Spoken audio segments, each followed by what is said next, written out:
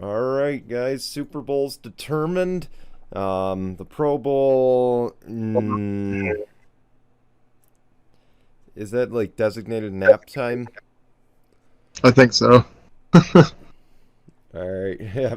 But here we are. Welcome everybody. We got a week off from regular NFL action this week, but we have a lot of headlines coming your way, as I mentioned on Out of Turn 4 last night.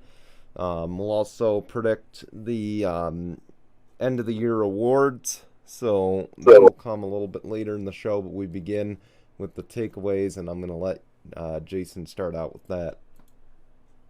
Yeah, so um, it's shocking news. Of course, you know we know everything that happened with the Brooklyn Nets in the offseason. Kevin Durant wanted to get traded away from the team. He was dissatisfied with the Brooklyn Nets. He wanted anything he could to get away from the team. Well, now he's staying, but there's one player on the team that doesn't look like he's seeing the end of the tunnel, the light at the end of the tunnel. Kyrie Irving has requested a trade before Thursday's trade deadline. I tell you, this man just can't stay on a team, be happy on a team no matter what. Um, Maybe he thinks that, oh, if I stay on this team, I'm not going to win a championship, which, hate to say it, I don't think a lot of teams in the NBA, other than maybe the Boston Celtics, will be able to win the NBA championship this year. But a lot of teams have shown interest in Kyrie Irving heading into Thursday's deadline, and four of the notable teams are the Los Angeles Lakers, the Dallas Mavericks, the Phoenix Suns, the Los Angeles Clippers, and others. I don't know what the others are, but the four notable teams are the Lakers, Mavericks, Suns, and Clippers. Hmm. I will say this now. The only team that makes the most sense here is probably the Lakers. I can see a Cavaliers reunion in Los Angeles. Will I say it will help the Lakers? It might. Are they a finals team if they get Kyrie? Maybe, maybe not. I mean, if I look at it this way, it might work better to pair up Kyrie and LeBron back together. But the thing is, will they be able to work well with Anthony Davis and have that, big three in Los Angeles? I don't know. That Anthony I don't. Davis is still considered a member of a big three, let alone a duo. I know. Shocker. Um, to be honest with you, say if the Lakers were to get Kyrie Irving, I don't think it's going to really help their chances to move up and win a lot of games to be a threat in the West. Personally, as a Mavericks fan, anything could help better than what we have right now. Um, I just don't know if him and Luca would be paired up together because Kyrie likes to be a main ball handler. Luca likes to be a main ball handler. I just don't know how much it's gonna work out. Um, I think if the unless he Mavs were somehow, smart, they'd stay the hell away from him, honestly. I get it, and I agree. They probably should. I think there's other top players out there that you compare Luca with, and still be as good as you would be if you said, got Kyrie.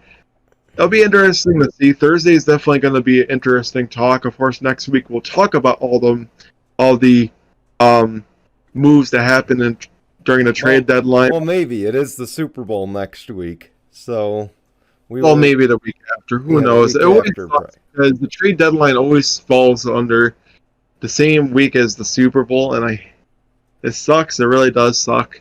Yeah, man. Um, but we'll definitely talk about it after the Super Bowl, Mm, if I remember correctly. But yeah. the one that seems the most likely is probably the Lakers. Mavericks. unless they can somehow miraculously, get a good trade package together, maybe. The Suns, I think, seem logical, but the problem is that I feel like you would have to either give up Devin Booker or Chris Paul to be able to get Kyrie Irving, and I don't know if Phoenix is going to be willing to do that. It would. The Clippers. They'd be pulling a Plexico Burris if they did that. Sorry, not sorry. Unfortunately, the Clippers would probably have to do the same thing. They would probably have to give away one of their top players to be able to get Kyrie. This is why I say I think the Lakers and the Mavericks are the two teams that make the most sense. Because the Suns, you would have to think about it. You would really have to trade away a top player to be able to get him. Same thing with the Clippers. You already have Kawhi. You already have Paul George. I mean, the only way that I could see either of those teams be able to get Kyrie Irving is if they trade away one of their big stars, and I just don't think it's going to happen. So you can probably eliminate the Suns. You can probably eliminate the Clippers. I think it's going to be between the Lakers and the Mavericks. And the team that I really do think is going to be the team that's actually going to get them is the Lakers. Mm-hmm. And the reason why I say that is because it's been heavily rumored for a long, long, long time that the Lakers were going to try to ship off Russell Westbrook.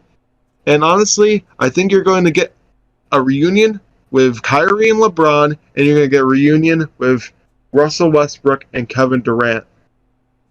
Which will be interesting because, of course, when KD left Oklahoma City, the relationship there was not exactly the best. No, it was not. I think it was made very public that those two did not like each other, so now they're going to be forced to have to like each other again. Well, we don't know. If this goes through. That might be the likely outcome, is that they would have to learn to get along with each other, which might cause even more friction. So who knows? So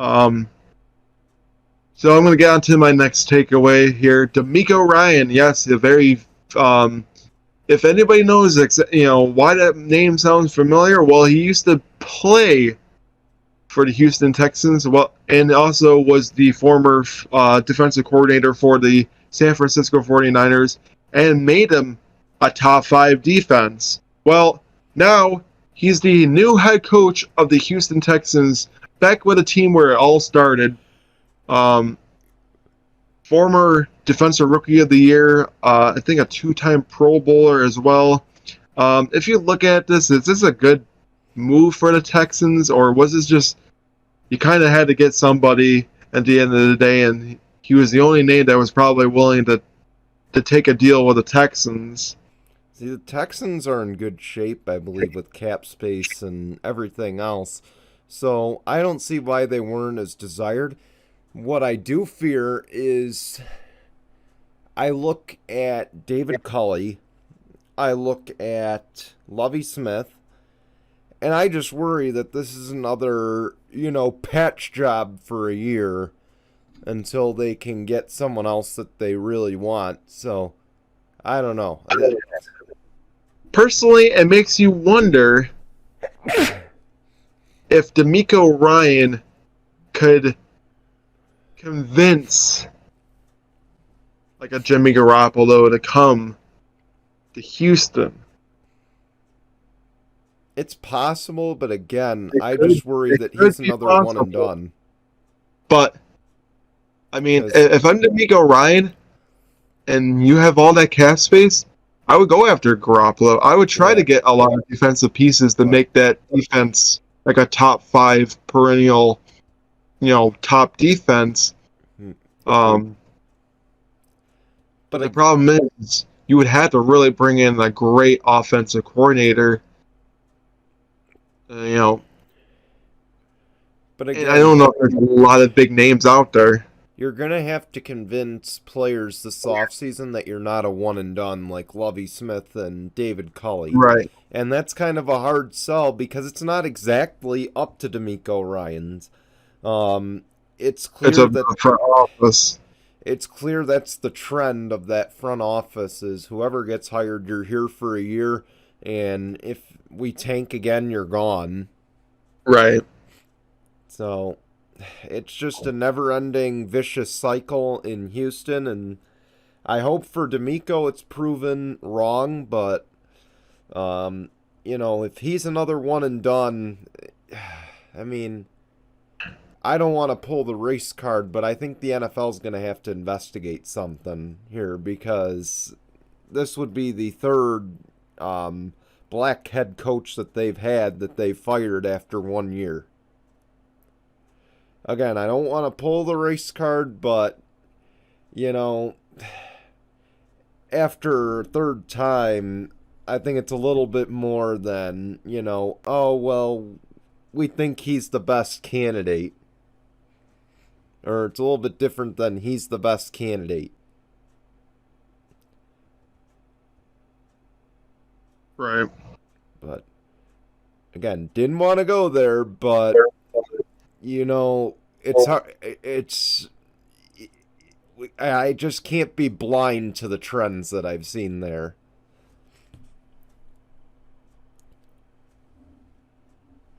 But on the bright side, he'll have more success than whoever Indy hires. So, hey, Jeff Saturday. That's true. Honestly, by the way, that's not official. That's not official. no, Yeah. it's not official. I mean, honestly, with the Colts, just go after somebody better. I mean, there has to be somebody Oh, that my God. it would be a better candidate, unless they're waiting for like a Eagles coordinator or waiting for like a Chiefs coordinator or something like that to try to interview for a head coaching job. That's maybe what they're trying to wait for, because that seems like what a lot of teams wait for is, well, why not wait for a coordinator that's in the Super Bowl, possibly wins, and then he can be a head coach there. That seems like what is Indianapolis's approach. Or lead people on to make you believe you're not going to hire Jeff Saturday, and then go ahead and hire Jeff Saturday. I'm just saying. The Colts would be stupid if they ended up hiring him as their main coach.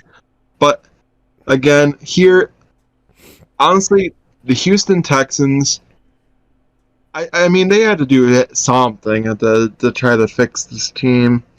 I mean, Davis Mills didn't do terrible with this. He Honestly, didn't, but I he's think not their quarterback of the future. no, he definitely is not. I say, like, say you bring in like a Jimmy G. If you keep Brandon Cook somehow, build a offense around, Garoppolo and Brandon Cook. Say like you bring in another like couple playmakers and somehow build up on that defense. I won't say they'll win a division, but they can somehow compete. I mean, Oh, yeah.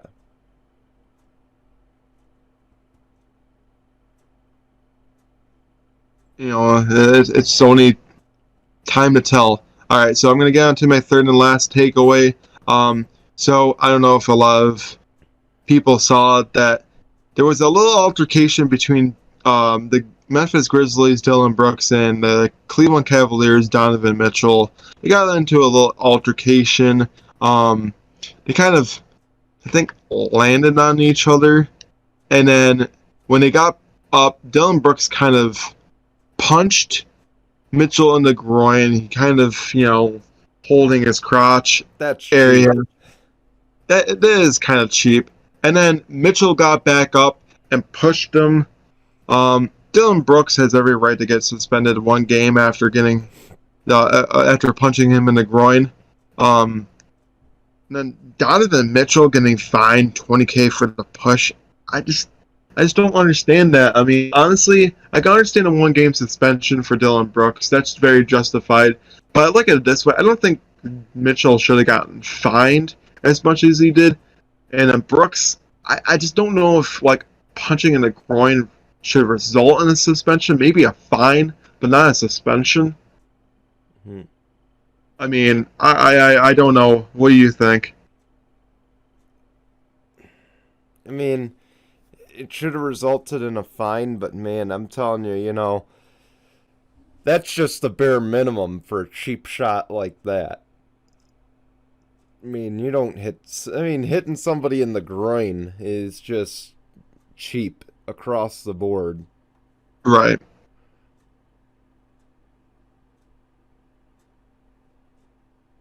Yeah, I just don't understand what even led to it in the first place. I mean, from the video I was seeing, is like it made no sense why it had to lead to where it did in the first place. I mean, I get it, you get heated in the, you get caught up in the moment, and you get the adrenaline, and on your, going through your veins, but there's no sense of having to punch a man in the groin and push him afterwards. Just you know go to the benches and continue to play afterwards. It makes no sense. You're kind of hurting yourselves in the long run instead of helping the teams out with something like that. But Yeah, typical drama, right? I don't know. yeah, it's sports for you. I don't know. There always seems to be some stupid drama, regardless. All right, but That's all my takeaways. So yeah, I'm gonna send it down to Brian. Boy, talk about drama, man. I mean, last week I was talking about we might be getting one of the Rams coaches. Out of nowhere, the Cowboys fired Kellen Moore, and then like 24 hours later, the Chargers swoop in and take him. Okay, in the most unlikely offseason move, I I don't know what's more shocking, the fact that the Cowboys fired Kellen Moore or the fact that Kellen Moore landed with the Chargers. I really don't know in this situation because of course we know Kellen Moore has gone from taking head coaching interviews to the open market. Many people had Kellen Moore on the radar the last few years. And they rightfully should. In terms of being fired from the Cowboys, what I will say is Kellen Moore was a scapegoat to me. I think Kellen Moore is a smart offensive coordinator, but I feel like he got framed for Dak Prescott's incompetence. Because let's face it, Dak Prescott was the worst quarterback in the league last year besides Derek Carr. Derek Carr and Dak Prescott were at the bottom in terms of full season starters. But Kellen Moore has held a top 5 offense in the NFL since he was promoted to that position. So that's why I think he's the scapegoat for Dak's incompetence at quarterback. So that said, I think that's a big pickup for Justin Herbert. I think it's an even bigger pickup for Austin Eckler because I think this now gets him above that hurdle. I think that gets him, where he was maybe a fringe top 5 running back in many books. I think that now takes him to top 5. I mean, he could, because look at exactly what happened with Tony Pollard. Yeah. I mean, I feel like Eckler has that like Tony Pollard-esque, And there's a chance we could reach out and get Pollard this offseason. Hey, there you go. Sky's the limit, but cap space is I think not. after the season he had, I think he should, look to see if he can get some extra dough out there, because I mean, I hate to say it, Dallas fans, and if anybody that listens or watches this show, if you're a Dallas Cowboys fan, you might agree with me to say that Tony Pollard is a hell of a better running back than Ezekiel Elliott is. And Ezekiel Elliott is making a hell of a lot more money than Tony Pollard is right now. See, I think if you're a Dallas fan or an NFL fan in general, if you're going to deny that Pollard's the better running back than Zeke, I think you're just lying to yourself. I think you're in denial here. of it, because there's just no way, there's no logical argument you could come up with that would dispute that fact. But If you do add Eckler or Pollard with Austin Eckler, I will say I think that really helps out the running attack. That helps out the offense very well because then you get somebody that can complement. You know, yeah, which is what we've needed for a few years now. We thought we had is that with Kelly. Kelly's, right. Kelly, for what it's worth, did have a great year this year. I think he did a lot better this year than he's done the last two. Isaiah Spiller's in the backfield. I thought he'd be RB2 going into the season, and he really was more RB3 or RB4 behind Sony Michel before we cut Right. him. So, again, I don't feel like, he was positioned for success to start, but that doesn't mean that, maybe next year he comes to. Um, to be honest, this seemed like a Justin Herbert hire. I really don't think this was Brandon Staley's hire. Because Brandon Staley had a whole mess. He practically had every offensive coach that the Rams have interview for the Chargers position. He had every single one. And it looked like it was headed that direction. And then, like I said, it's like a bombshell went off, and next thing we know, Kellen Moore's on the market, and a few hours later, he's with the Chargers. So I don't know. I feel like that, to me, trying to read between the lines, it sounds like it's a Justin Herbert hire and not a Staley or Telesco hire. But if it is a Justin Herbert hire, I will say, he's a lot smarter. We all know Justin Herbert's a smart guy, but I'd say that just makes him smarter than anybody gives him credit for.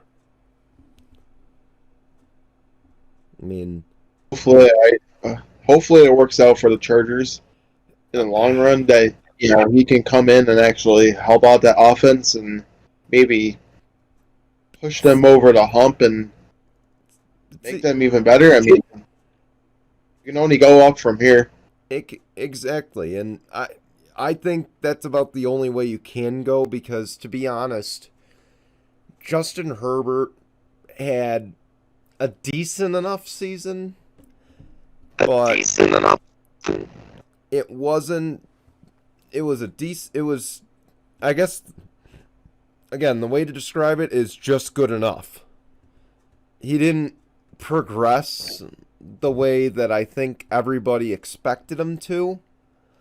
He sort of you could either argue that Justin Herbert stayed the same as last year or regressed. You could pretty much make that argument. And I Right. think either way, either side you choose, you're not wrong. But I think if you're going to say Justin Herbert progressed last year, that's where you're wrong. Because he did not progress the way we expected it. And, this is a contract year. So if this is a Justin Herbert hire, this is you better be damn sure you're right about this guy. Right. Okay, and I think they are. Because, you look at what the Cowboys had. The Cowboys had CeeDee Lamb, who's a rising star. He's going to be a top receiver in the league in a few years if he isn't already. You had the duo of Zeke and Pollard, and you had a semi-decent quarterback at Prescott. Now you're coming to a team where you got a young quarterback who everybody in the organization looks at him like a Josh Allen or a Patrick Mahomes, or even a Joe Burrow for that matter. you go into an organization where he's seen as such, and let's face it, he's got Keenan Allen, who's ageless, it seems, minus the hamstring injury. Mike Williams, who's progressed quite a lot in the last 2 years. And then on top of it, you got Eckler, who's pretty much the only one who massively progressed with Joe Lombardi as the head coach. So, I don't know. I feel like it's a slight... You mean offensive coordinator? Yeah. Yeah, Joe Lombardi was offensive coordinator, but what I will say, before I go on to the next point, and I might have lost my train of thought, but, if you ask me, or here it is, if you ask me, is it an upgrade at offensive coordinator? Yes. Is it an upgrade to the offense? Yeah. I mean, the offense, or like I said, for Kellen Moore, is it an upgrade for him for offense? Yes. Yes to both right there. Is that it's an upgrade for Kellen Moore and it's an upgrade for the organization. So I think it's a win-win. Which is a rare Chargers victory when it comes to hiring coaches. Right. So, downside is, get ready, he might be the next head coach, knowing the Chargers. Very well could. I mean, I guess we'll find out what happens after, next season. Yeah. Because, say, if he can be the answer and be able to really battle with the Chiefs with that offense, maybe he has every right to be the next head coach of the team. Who knows? But we do have a new head coach. One, it's still very early. And two, you just never know what's going to happen once this new season starts. Yeah. Yeah, we do have a new head coach in the same division. New face. Well, not new face, just new place for an old face. Sean Payton, in what I think we have to consider surprising, because he had no second interviews lined up when we last spoke of him.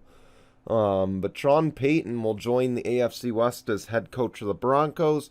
The Broncos, which I didn't even think had the compensation to get Sean Payton, they somehow pulled a first-rounder out of their ass, and then on top of it, a 2024 second-rounder. So let's just say the Broncos have no future in terms of the NFL draft. But if you think about it, if Sean Payton can get the right pieces into Denver, I mean, maybe they can be that win-now team, but I just think that Denver maybe gave up way too much to the Saints. Because no offense to the Denver Broncos, you don't really have that team that's going to be able to win now as they build for the future. Because, you give Sean Payton a 5-year contract. So in those 5 years, show us what you can do to go out there and be able to, make this team better, which he very well could do in his very first season there. I feel this hurts Sean Payton more than this hurts the Broncos. Because I feel like Sean Payton, we all know he's a good coach, but he's entering a team where Russell Wilson had Pete Carroll, who you could argue is a Hall of Fame coach as well, in his own respect. And he regressed with Pete Carroll. He regressed the last 2 years with Pete Carroll. We had questioned if it was Pete Carroll that was the issue, and he goes to Denver and proves that it wasn't Pete Carroll that was the issue, it was him. But the problem is, if you look at it, how much of it was Nathaniel Hackett and how much of it was Russell Wilson? Because Nathaniel Hackett isn't exactly the greatest offensive mind out there. Like, he's not somebody you want to grab and... He's not head coaching material. Definitely not. He's offensive material. I mean, his time with the Jags is proof of the fact that he is offensive coordinator material. He's a guy I think that had too much on his plate. You can't just judge him off of that too, because then the same thing would be said. Well, what what did he do in Buffalo? What did he do in Green Bay? Because Nathaniel Hackett was also in. I'm pretty sure he was in Green Bay, and then he was also in Buffalo. And then if you look at it, I mean, but when he was in Buffalo, he didn't have a Josh Allen-like player. Mm-hmm. In Green Bay, yeah, he had Aaron Rodgers. That's why he had so much success. Mm-hmm. And then he goes to Jacksonville. He had Blake Bortles as his quarterback. When Blake Bortles, oh yeah, remember Blake Bortles? Yeah. Yeah. If anyone can make Blake Bortles look good, I'd say that's a good thing to put on your resume. Just saying. Oh yeah. Sure. But, especially since you almost damn near beat the Patriots in the AFC Championship game that year too. Let's see. At some point, people got to stop defending Russell Wilson. I came to that point last year that. I thought he was going to be dangerous in this division, and he really didn't amount to that. And to be honest, it's not as much on Nathaniel Hackett as it is on Russell Wilson, because we kept saying let Russ cook. Well, we let him cook, and look at what happened. Before the last 4 or 5 games, they didn't even score above 20. Okay, and again. Hackett deserves some of the blame for that, but just as much can be said about Russell Wilson. I mean, even when Russell Wilson went out, Ripien looked like the better quarterback. Okay? Even with Ripien under center, they looked, to be honest, Ripien made them look like a team that could have gone 9-8 in that stretch that he was the quarterback. I know. So. Well, I look at it this way. Sean Payton, has to go out there and really prove that he can still coach, especially a team like the Denver Broncos, because, clearly Denver is super invested in Sean Payton, and that's why they gave up, the competition that they gave up. But if you look at that, they really better hope that Sean Payton can turn this organization around and can compete in the AFC West and also be a playoff team, because if they are not, then you look at it, well, then Denver gave up way too much for a coach that just, won't be able to bring success to the Denver Broncos. It's the Raiders all over again. Yeah. With John Gruden. It's the Raiders and Gruden all over again, if that's the case. Because honestly, I want to say yes, Sean Payton can have success in Denver, but the problem is maybe you might have to do it without Russell Wilson as your quarterback. If you bring pieces to the offense and the defense, I say, hey, yeah, I think you can have success, but unfortunately, Denver just doesn't have that defense like they used to. I mean, you don't have Von Miller, you don't have Bradley Chubb, you don't really have anybody on that defense, worth mentioning. I mean, Surtain might be the only one. And I look at it this way: if you look at Denver after they got rid of Nathaniel Hackett, they were starting to be able to average like over 20 points a game. Where with Nathaniel Hackett as the head coach, they were averaging just under 16. So maybe with Sean Payton, you can be a high-scoring team. Sean Payton needs to go out here and treat Russell Wilson like he needs to hold him accountable like a $240 million quarterback that he is. I agree. Okay. I feel like that, based on every report I've read this year, Russell Wilson's never been treated like that. Okay. He's been treated the opposite of that. Instead of holding him accountable, it's clear that he's never been held accountable in his career.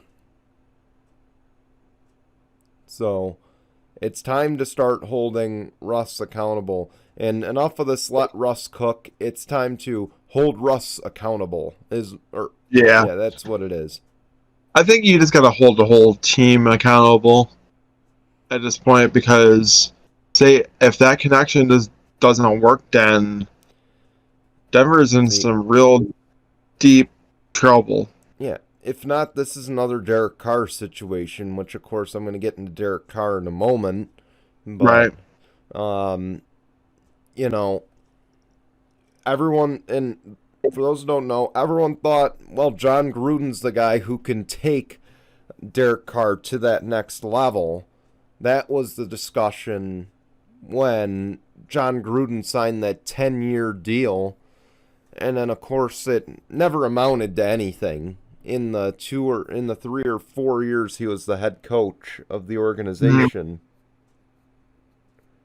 Derek Carr was still that middle of the road guy. And then Josh McDaniels, he was, a mess. He regressed. But that's a different story. Of course, we all know what happened with John Gruden. But yeah, unfortunately, Sean Payton, I don't think has to fear that. But Sean Payton, I just hope this doesn't tarnish his Hall of Fame resume right now. I mean, I want to say probably not, but and let's face it, this is a team that has to build a defense, and they don't have anything to build a defense with now. So, to be honest, and I guess I'll leave it off on this point, I think the Cardinals were in a better position to, make that deal for Sean Payton than the Broncos were. The Broncos just went all in and basically said, we're good as is. Because, let's face it, now you're committing to mediocrity the next 2 to 3 seasons because you don't have the draft picks. Right. So, you sunk your own ship there. I mean, could you imagine if Andy Reid retired for a year from the Eagles and he was in the middle of a 5-year deal and the Chiefs imploded, kept Todd Haley another year and, went full desperation to get Andy Reid? I'm just saying, I mean, we'd be saying the same thing about Andy Reid here being fucked. Right. But Sean Payton's doomed from the start. That's basically what I'll say. But, it might seem like that. It man, really does. It might seem like that. I think we got some sour grapes in Vegas now. I'm changing gears here. So Derek Carr, of course, was added to the Pro Bowl games. He will get his final farewell to Las Vegas after all. But he has showed up there, and he's not wearing any Las Vegas Raiders gear, which could be interesting going into Pro Bowl Sunday. Because I believe they have... I don't know if they're going to wear helmets or not, but... Derek Carr showing up in all NFL shirts. I would think that they wouldn't have to, since it's flag football. I think they're just gonna wear T-shirts and just shorts or whatnot, and just the flags on the sides. I think that's how they're gonna do it. Honestly, I don't think they're gonna go at full pads. I don't think they're gonna wear any helmets. Well, because if you think about it, it's flag football. Why would you have to? You don't have to worry about it. I mean, yeah, you can still get hurt, but you're not gonna get demolished. Yeah. But yeah. So Derek Carr is shown up. He is committed basically to not giving away, to not supporting the Raiders in any way, shape, or form. And, if you want to know how much of a joke the Pro Bowl is now, I mean, the fact that he was added and the fact that Tyler Huntley was added should tell you all you need to know about how bad this Pro Bowl is going to be. It's so bad that competitions. Josh Allen's hurt elbow was so much that he skipped the Pro Bowl to go play golf. But if you think about it, the elbow doesn't look like it's also hurt when he's swinging a golf club at Pebble Beach. The only person who should be complaining about a hurt elbow is Brock Purdy. And before I continue on that, of course, Brock Purdy, it was announced he might miss all next year. Oh, I think it's actually announced that he is going to miss all of next season. Yeah. He's got to have a surgery that we talk about for baseball pitchers. He has to Yeah. have Tommy John surgery. Mhm. So this looks like the end of the Mr. Relevant story as we know it. Which kind of sucks because he had such a great run heading into the NFC Championship game, and now we don't even know if we're going to ever see Brock Purdy in the NFL again. The the only winner in this was Trey Lance Oh because yeah, it looked because now like Trey Lance was gone. as the number one quarterback, then you don't have to worry about Jimmy Garoppolo. You don't have to worry about Brock Purdy. San Fran's quarterback situation looks really terrible because they cannot keep a quarterback healthy worth a damn right now. And I'll tell So you, this keeps this keeps Kyle Shanahan safe another year, I think, because let's face it, Kyle Shanahan's career the last few years, I mean, I think I said at the beginning of the year he was going to be on the hot seat for committing to Trey Lance. Um, man, I'm telling you, like Kyle Shanahan has got to be the luckiest head coach right now in football because oh man, you know, every year, he enters and, he makes some questionable calls like committing to Trey Lance after Jimmy G led him all the way to the championship game. And then he switches quarterbacks like that.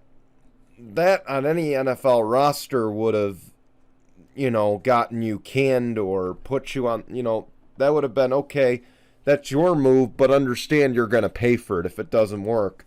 Um, you know, Trey Lance goes out hurt. Jimmy G comes back in, and then Brock Purdy finishes leading the way there. But man, Shanahan's going to be saved again by another effed up mess in San Fran at the quarterback position that's out of his control. I just think that's crazy that Now, I'm not saying that Kyle Shanahan's a bad coach. miraculously, unless somehow miraculously, Jimmy G, they keep Jimmy They're G not going safe. to. That's the thing. I think it's clear on both sides. They don't want him there, and Jimmy G doesn't want to be there. So Which is sad, but honestly, it's probably for the best. As far as the Derek Carr situation, um, I think you're kind of just being a poor sport in the end of the day because say you don't but get that trade after all, then what? I mean, then you're gonna have to. Then you're staying with the Raiders. You're probably gonna just sit out the whole entire year. You're kind of forcing the Raiders' hand at this point, and then you just don't know exactly what team he's gonna go for. I mean, but he has a right to be. I mean, he wasn't, you know, he was scapegoated for the Raiders' poor performances on offense, and you saw what happened when they switched to Danny Etling, or I think it was Etling at quarterback the last few weeks. It was one of the former New England guys, and he couldn't oh, it was even. Jared Yeah, Stidham. Jared Stidham, and Jared Stidham proved that it wasn't Derek Carr that was the issue. Okay, he proved that Josh McDaniels is the issue. This is Josh McDaniels' way of saying, "Oh, it's not me, it's him. He's the one who's causing me not to have success here." Like, I mean, granted, I've said for a while Derek Carr is not the quarterback for the Raiders, and I've said he's not a franchise guy, but it's not like he did anything to put himself, I mean, yeah, he just didn't put himself in this situation to deserve to be benched. I mean, now if you look at Dak Prescott, yeah, he put himself in a position to deserve to be benched. So I just hope it all works out for Derek Carr. And if he does see himself as a franchise quarterback, I hope that they do find a team that sees his value. Right. or the value he thinks he has is what I should say.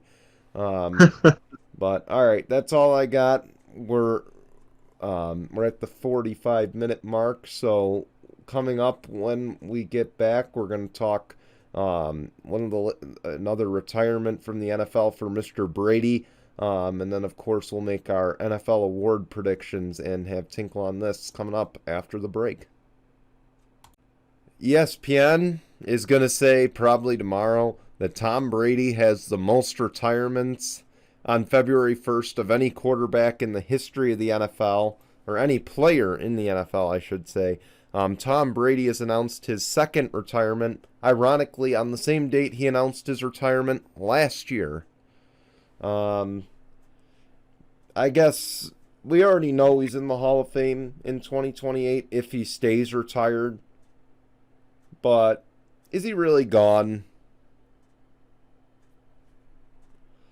I want to say yes, but then again, there's also a lot of reports that he was going to try to go to the Dolphins and other teams. I just hope that I'm not wrong about him being actually staying retired.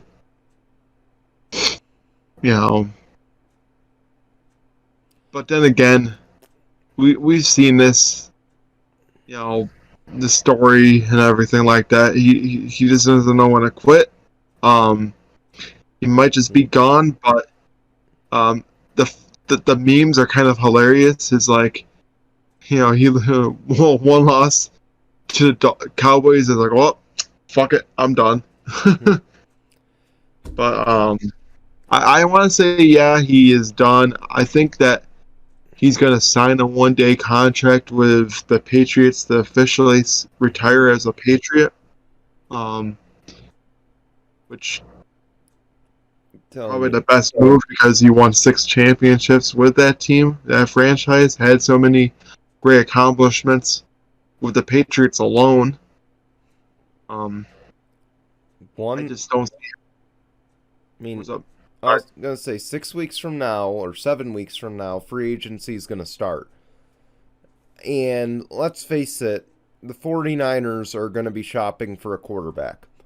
Tom Brady has connections to the 49ers. I know there's the rumors of Aaron Rodgers getting traded, but Aaron Rodgers is not getting traded in the NFC. From everything I've read, from everything I understand, he will not be in the NFC next year if he's dealt. He's probably going to go to the AFC, and if he does, it might be the Jets, which makes sense because of the whole ties. We talked about it last week with Nathaniel Hackett, as offensive coordinator, and the ties with Green Bay. So I could probably see that happening, and it would be very odd to see number 12 come out of, and number 12 coming out of retirement, which is, Joe Namath number that he had with the Jets when they won Super Bowl III. It'd be very interesting to see him in the AFC East. I mean, but the problem is that if you think about it, if he goes to the Jets, he's just going to have the same outcome as he's going to have to deal with the same kind of thing that he had in Bay. He'll have a slightly better offense in New York than he currently has in Green Bay because let's face it, Lazard and Watson. I know Watson had a great year, but he's not going to be a top 5 receiver like Devontae was. So, now as far as going back to the Brady thing, I'm just saying if mid-March when free agency starts, if San Fran comes calling, I don't think Tom Brady's going to turn him down, to be honest. He might not, but he just needs to learn when it's kind of call it quits and just stay retired. I get it. He can still play at a very high level at his age. In his mid to the late 40s. but you just gotta learn when it's enough. I mean, even Adam Vinatieri knew when it was time to call it quits after such, But a lengthy but career. Vinatieri really didn't drop until his final year. Like his final year is where he just plummet. I mean, it was a rapid plummet. Like Tom Brady, did just enough this year, but you could tell he wasn't all there. Um, No, I will say there was a lot of distractions that maybe caused that to happen. mhm. But even then, I mean, he still went out there. He won the division for the Buccaneers. He made the playoffs. Yes, he did lose to the Cowboys in the first round, but still did enough to help his team, get into the playoffs, even if it was, not a winning record. Yeah. But I'm really fingers crossed, hoping he's not going to be back. But Mm. it just seems like signs are pointing to him coming back and being on a different team. The 49ers do make the most sense. Um, The poor trade. 49ers, to me, give him his best chance to get back to the Super Bowl. That's about the only way I see him coming back. They have.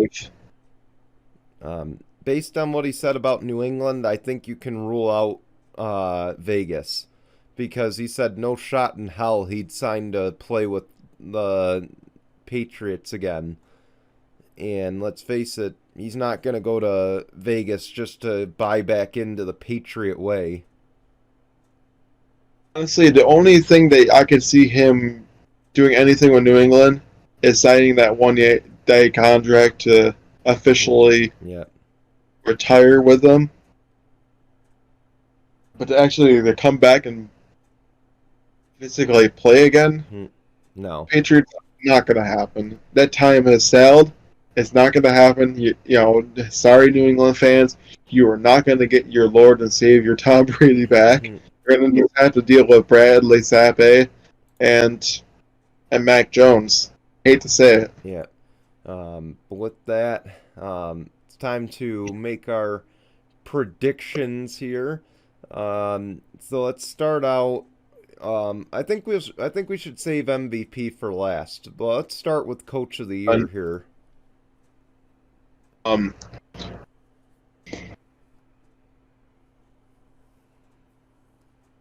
Personally, Coach of the Year,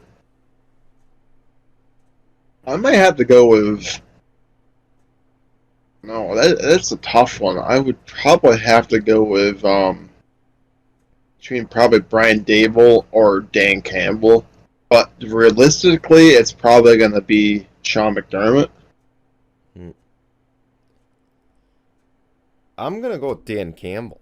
Honestly, I just don't see how he doesn't win it, considering he has the Lions looking like a whole new organization. I mean, this is not the same Lions team that barely misses the playoffs and looks like a first round exit. I mean, they look like they're building towards something bigger. Just looks like a whole new identity there. But I wouldn't be shocked to see Brian Dable in it. I think he's, what he did with the Giants. I mean, nobody expected them to get to where they were. I certainly didn't. I mean, I knew that he was going to probably help out that team out big time because look what he did with the Buffalo Bills. And it just proves that, he just has the mentality and knows what works in the NFL that's, can be successful with any team. and I mean, let's face it, what we saw from Brian Dable reminds me a lot of what happened with Kevin Stefanski, because keep in mind, Stefanski took the Browns further than anybody thought they would go in 2020. So this just has that same feel to it. So that's why I got to go with Brian Dable. I mean, I'm going to go with Dan Campbell, but I can't say I'd be shocked if Brian Dable won it. Comeback Player of the Year is the next one here, and I believe Saquon's leading the way in that. Yeah, I'm gonna have to go with Saquon Barkley. I mean, Mm. or Christian McCaffrey. Yeah, I mean, I'm I may, leaning more toward Barkley, to be honest. I may have to go with Christian McCaffrey only because of what he did with San Yeah. Fran. I think seeing Geno Smith on this list is a smack in the face because what does he come back from? This is more just most improved player than comeback player. Too bad they don't have a Most Improved Player award. I really think that they should. Yeah. Why not? I mean, NBA has a Most Improved Player award. Why doesn't the Yeah. NFL? I don't get it, honestly. But here we go. Defensive Player of the Year here. So, are we doing the rookies next, or Let's stay with the veterans first, okay, the and then we'll do the defensive rookies. player of the year? Oh Lord, I see that I might just have to give the McCaffrey. Wait, defensive player? Oh, I thought you said offensive No, player of the no, year. No, defensive defensive player. player of the year, Nick Bosa, by far. I don't think you can write off Micah Parsons, though. I mean, Micah was unguardable throughout the year, and he was really the only bright spot on that Cowboys team besides Cooper Rush. Yeah, but to be honest with you, just the amount of sacks that Bosa had, I just think that he's going to edge Micah Parsons for it. Yeah, I don't know. I feel like Micah might just squeak it out. I mean, Chris Jones is on this list. I mean, he should be defensive MVP for the Chiefs because he's the only one on that defense that does anything besides Frank Clark. Oh, I know. So, um, but yeah, so now we're on to Offensive Player of the Year. McCaffrey. There's just no ifs, ands, or buts about it. I just think that what he's done, even before he got traded to San Fran, like the beginning of like those first few games back in Carolina, he did really well. And then look what he did in San Fran. He really, helped that team out in a major way. I mean, it's probably not going to be him, but honestly, I just think that with what he's done in San Fran, and also like where he helped them win, like they went what 12-1 with McCaffrey after that trade. Like it just tells you the kind of player was offensively. So I think that he should win the Offensive Player of the Year just because of that alone. He should, but it's not going to happen. I think it's Justin Jefferson. I just don't see how he's not going to be with 1,800 receiving yards. That's almost unheard of in today's NFL. And I mean, Yeah, I was really thinking that towards the beginning of the year it was going to be Diggs, but it's definitely going to be Jefferson. I think it's going to be between Jefferson and McCaffrey. I don't see how you can deny Jefferson that, though. I mean, again, I used to say 5,000 passing yards was warranting MVP, assuming that the other stats are in line. But to me, a wide receiver who can even come close to touching 2,000 yards deserves Offensive Player of the Year because Oh, it's something you don't see. I mean, Cooper Kupp even last year. And frankly, he could have hit that mark this year too if he didn't get hurt. These guys are just a whole other level, honestly. But let's move on to defensive rookie of the year. Sauce Gardner. Sauce Island. I think we're in agreement there. Offensive rookie of the year, and man, our friend here thought that Chris Olave was going to be a finalist. He's not even a finalist for this one. Brock Purdy's a finalist for this. That I could see. I feel like Brock Purdy's gonna come out of nowhere and steal this award. I mean, Uh, what other quarterback? I mean, this is a quarterback award just like MVP is. I mean, because look at the kind of run he had when he did come in for his short little stint with San Fran. I think it's enough to actually garner him the Rookie of the Year award or the Offensive Rookie of the Year. Um, And someone's got to fact check this. I just want a viewer out there to fact check this. Has any Mr. Irrelevant ever won Offensive Rookie of the Year? Because I I honestly don't don't think that's think happened. I don't think they have. So I think we're going to see this for, at least as we're recording, I believe the first time ever. So, um, but we move on. Now we're on to MVP. As much as this pains me to say this, it's going to be Patrick Mahomes. I had said Jalen Hurts. And I think his value only went up when he was out. I mean, let's face it, the Chiefs did just fine with Chad Henne at quarterback the few times he actually had to go in. I think the Chiefs could still, win the division with Chad Henne. But I don't want Jalen Hurts to win it. That's the problem. Like, now that they're in the Super Bowl, I don't want Jalen Hurts to win it because, of course, we know whoever wins MVP usually does not. If they lead their team to the Super Bowl, they don't normally win it. Right. So now, in a low key kind of way, I am rooting for Patrick Mahomes to get it because then he should be. If the trend stays the same, he should be 1-2 in a Super Bowl. Which hopefully will shut down or shut up people like Orlovsky who seem to think that he's the second greatest quarterback of all time.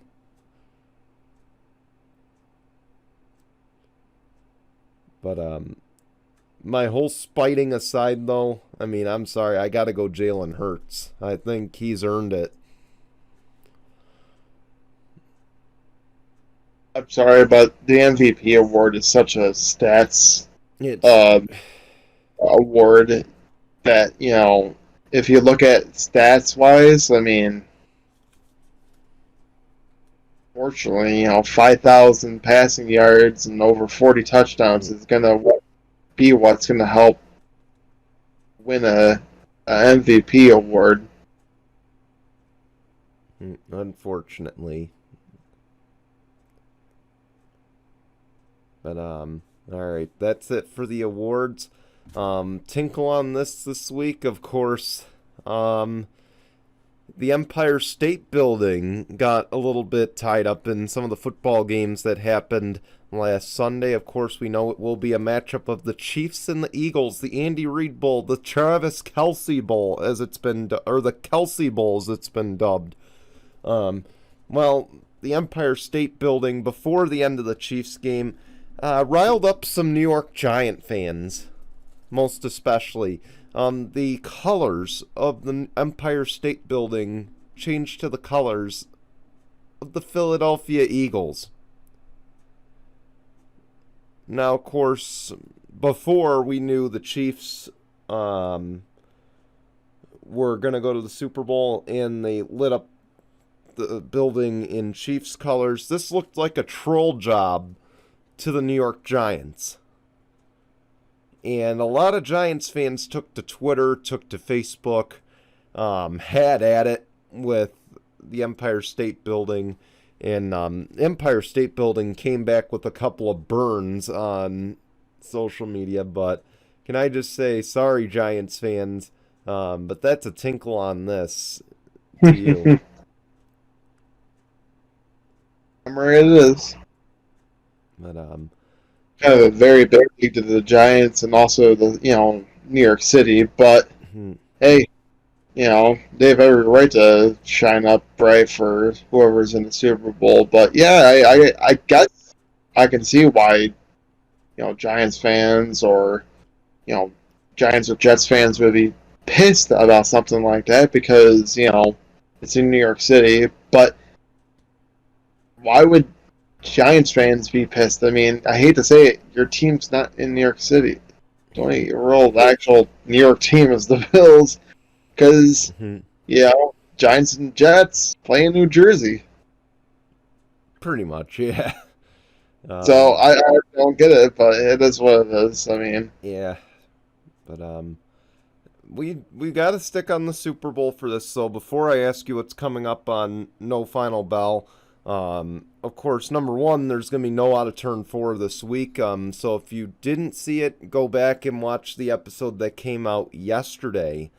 Of course, last night we had an episode catching up on all the silly season news. So be sure to go check that out. Number two, a programming note for this show.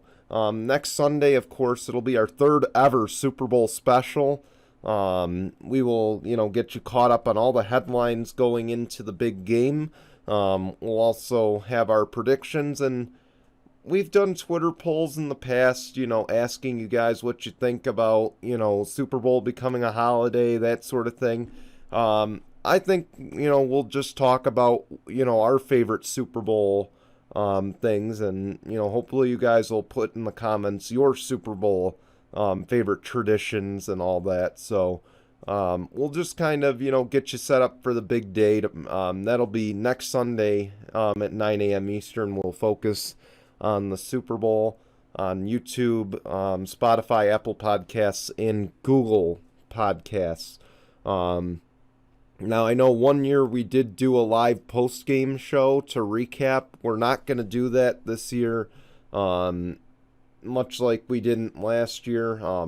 Let's face it, Jason and I will be probably in food coma by 10:30. So probably. maybe a few drinks in.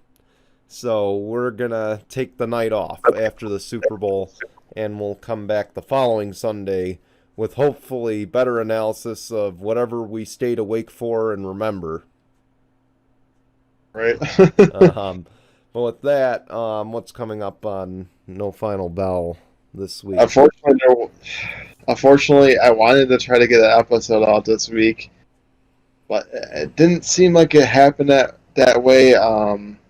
But ultimately, we're probably the episode that probably comes out, Wednesday. We'll probably recap prior. So we'll probably be a week behind, but it's going to be important stuff to talk about. Which kind of sucks to have to be a week behind, but it's kind of our fault. But well. Sorry, let me check. Oh, we get a lot of build up for the pay-per-view.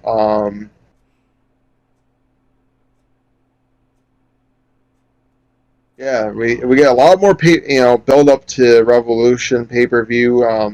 We have a bunch of title matches. And Cole seems to be teasing a return for Revolution. Samoa Joe is apparently now the TNT champion again, beating Darby Allin. So it's all news that you want to definitely catch up on with No Final Bell. Yeah, so tune in for that this week. If, of course, they're able to get an episode out. Definitely they will. Should be able to. I don't know exactly when, but we'll definitely get the episode out. But and then of course, just a reminder again, no Out of Turn 4 until February 17th. So we hope you'll tune in to the episode that just came out this past Saturday. This is the last or the only one for the next 2 weeks. So be sure to watch that if you haven't yet.